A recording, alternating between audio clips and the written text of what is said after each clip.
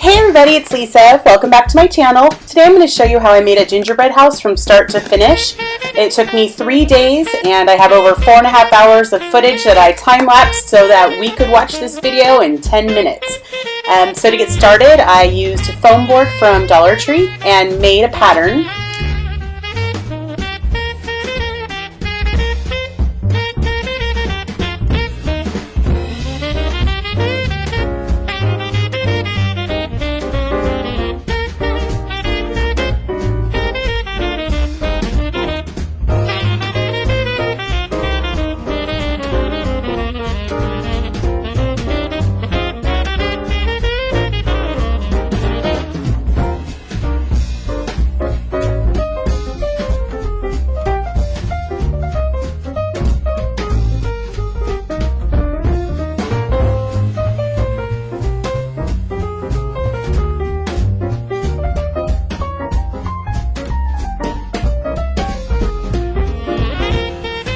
So the recipe I decided to use was Crosby's gingerbread house. Google that and it'll pop right up.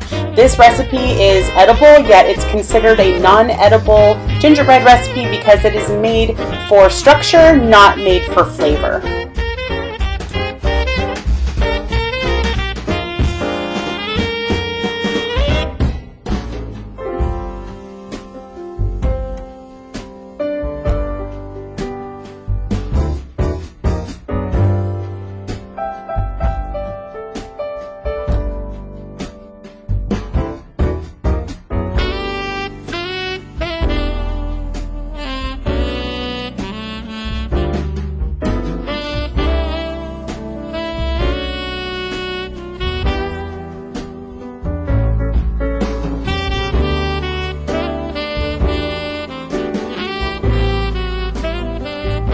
After your dough is mixed, you want to put it onto a floured surface and knead it up really well. Then you're going to split it into 4 sections, cover in plastic wrap, and keep in the fridge for overnight.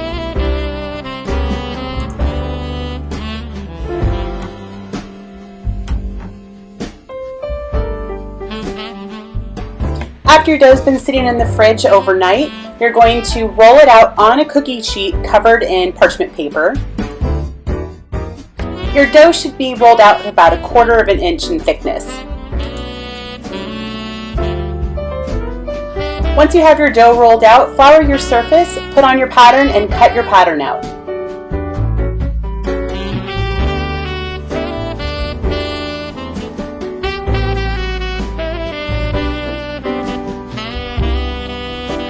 You'll see here that I'm using stars and a train cookie cutter. I didn't end up using this in my gingerbread house layout because I didn't have enough surface space to put it on.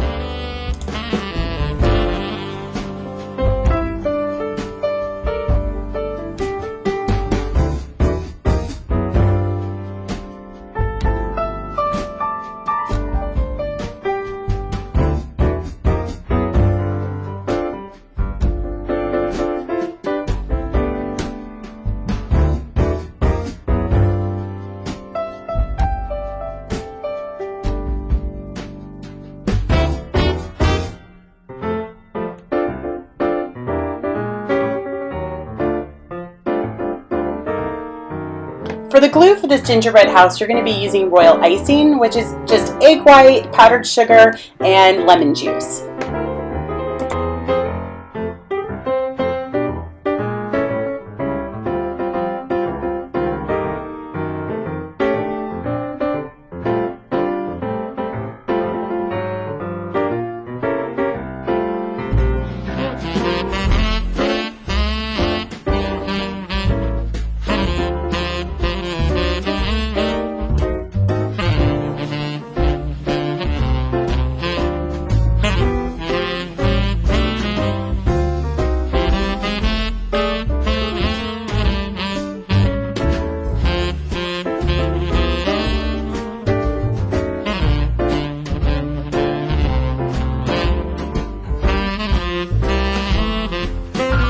So this part ended up being my absolute favorite part of this whole build. I'd never built stained glass windows before with Jolly Ranchers. I know people do it all the time. I never have. Oh my gosh, I love how it turned out. I just lined up my Jolly Ranchers together. I didn't really know how to go about doing it exactly. I was just hoping that they would melt to the size of my windows, and thankfully they were big enough to cover my whole windows. I put it in a 350 oven for about 8 minutes. After about 8 minutes in the oven, I got a toothpick and started swirling the colors together. And then I put them back in the oven for about 1 more minute, pulled them back out again, and swirled some more.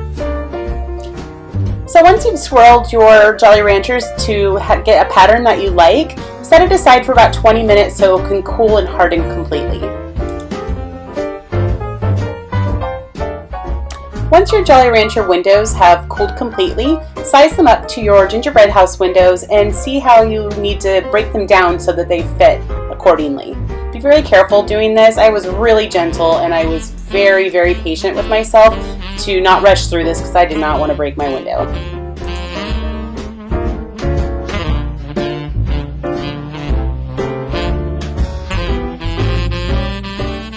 Now I'm using my royal icing to glue on my windows to the inside of my gingerbread house.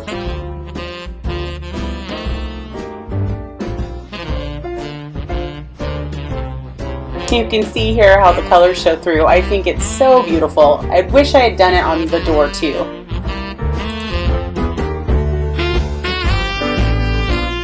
So from this point forward, you'll see me putting together the house and then decorating the rest of it. It took me quite a long time, as I had mentioned before, so I do have a couple of tips for you. Go slow, number one. It's going to take a while to have the icing set. You want your royal icing to set before you add more layers to it so that the structure is sound. You don't want it caving in on you. That's going to be a huge disappointment after putting all of this work into it.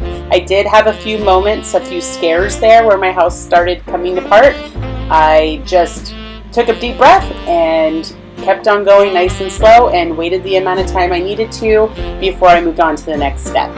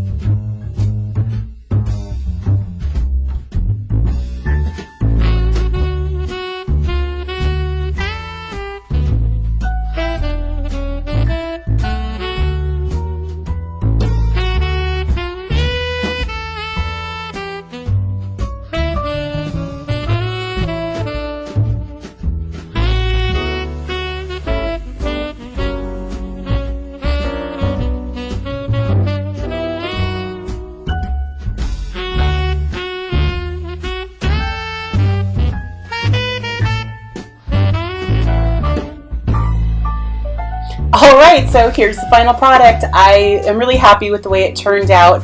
I wish I had put stained glass on the door, as I mentioned earlier. Other than that, I think it's really great. The walls are 10 inches long, so it's a 10 by 10 by 10 structure. It's quite large. I really enjoyed doing this. Last time I made a gingerbread house from scratch, from start to finish like this, I was about 11 years old, and I'm not going to say how long ago that was, but that was a while ago. Anyway, I hope you enjoyed the video. Merry Christmas. Bye.